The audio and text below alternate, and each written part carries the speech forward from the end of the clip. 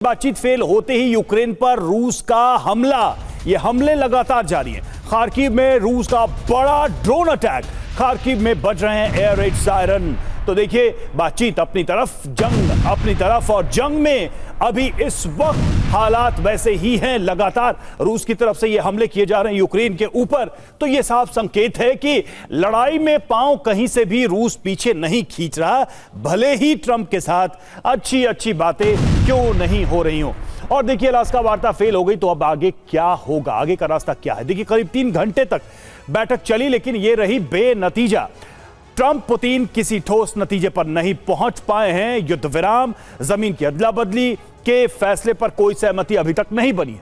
भविष्य क्या है, तो अलास्का मीटिंग में किसी फैसले पर मुहर नहीं लगी है और अगली बैठक को लेकर अभी कोई सहमति नहीं बनी है। वर्बली जरूर उन्होंने एक दूसरे को इनविटेशन देके एक्सेप्ट किया है। ट्रंप ने मॉस्को बैठक के लिए हरी झंडी अभी ऑफिशियली नहीं दी है। ज़ेलेंस्की से मीटिंग को लेकर भी फैसला नहीं हुआ है। जंगी मोर्चे पर बात करें तो बातचीत खत्म होते ही यूक्रेन पर हमला शुरू कर दिया। यूक्रेन ने न पुतिन जंग रोकेंगे न ज़ेलेंस्की हमले बंद करेंगे। बातचीत से पहले जो हालात थे वही बने हुए हैं, तो जमीन पर कुछ भी खास बदला नहीं है। अनुराग सर, सवाल यहां पर यही है कि जमीन पे बदलाव नहीं हुआ है, टेबल पे अच्छी अच्छी बातें हुई हैं, लेकिन अगली बैठक भी तो तभी होगी जब कुछ लेन देन की स्थिति बनेगी। मतलब क्या ट्रंप ऑफर कर सकते हैं पुतिन को, पुतिन क्या ज़ेलेंस्की को ऑफर कर सकते हैं, यूरोप इस ऑफर एक्सचेंज पे सहमति देगा कि नहीं देगा?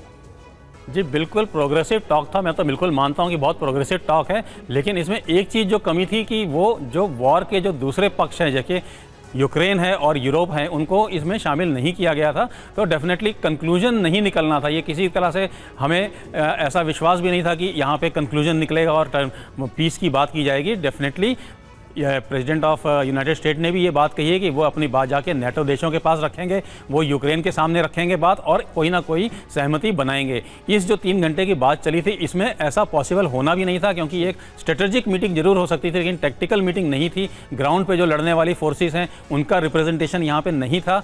बट जो 3 घंटे की बातचीत चली है और उसके बाद जिस तरह से माहौल बनाया गया है। माहौल की बात कर रहे हैं, पूर्णिमा जी से एक आखिरी सवाल लूंगा। पूर्णिमा जी, कहीं ऐसा तो नहीं है कि पुतिन ने इसको एक अच्छा अवसर देखा और इसको अच्छा बनाया, बड़ी अच्छी बातचीत की, अच्छा जेस्चर दिया, पॉजिटिव मैसेज पूरी दुनिया को दिया, और ये जो कोशिश ट्रंप या उसके पहले अमेरिका की तरफ से की गई कि असली विलेन है पुतिन, वो शांति नहीं चाहते, वो डिक्टेटर है, वो बातचीत नहीं करना चाहते, वो कोई बात खुल के नहीं कहते, इस बार जो चेहरा पुतिन का दुनिया ने देखा है, क्या उससे दुनिया का विचार पुतिन को लेकर बदलेगा कि पुतिन युद्ध नहीं चाहते, वो शांति चाहते हैं, वो रूस से आकर अमेरिका तक टेबल पर बैठकर ट्रंप से बातचीत कर रहे हैं कि भैया पीस हो जाए?